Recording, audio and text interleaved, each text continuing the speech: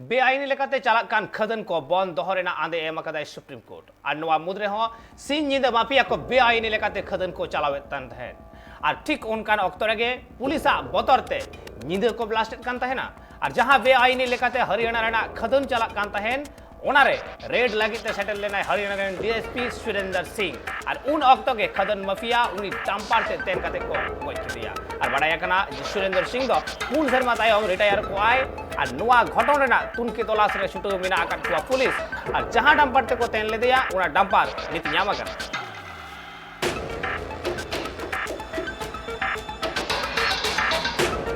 ये 12/10 पर ये घटना हुआ था।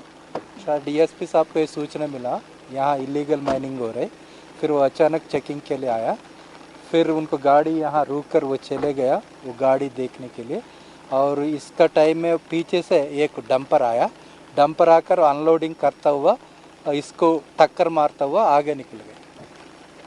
सर कितने लोग डीएसपी साहब के साथ थे उस समय? एक ड्राइवर गनमैन, क्या उनका कुछ नहीं, रेडर भी थे, 3 लोग हैं। अच्छा सर जो डंपर में थे वो कितने लोग थे, कुछ पहचान हो पाई उनकी? 3-4 बता रहे अभी नहीं। डीएसपी का नाम और क्या वो इसलिए रिटायर भी होने वाले थे? हाँ वो बोल रहे 31 अक्टूबर को रिटायर होने वाला, इनका नाम सुरेंद्र जी। सर क्या अमूमन डीएसपी साहब या कोई भी पुलिस टीम जब कहीं इस तरह की सूचना मिलती है तो माइनिंग रोकने के लिए इतने ही लोग जाते हैं या ज़्यादा फोर्सेस भी साथ में होती है? नहीं, फोर्स लेने के लिए उनके पास शायद वक्त नहीं होगा, अचानक इसके पास सूचना होगा कोई मुखबरी का, वो फटाफट मौका के लिए रवाना हो गया, ये अचानक घटना हुआ। सर किसी प्रकार की कोई वेपन भी इस्तेमाल किया गया है, कोई फायरिंग वगैरह? नहीं, कोई वेपन नहीं।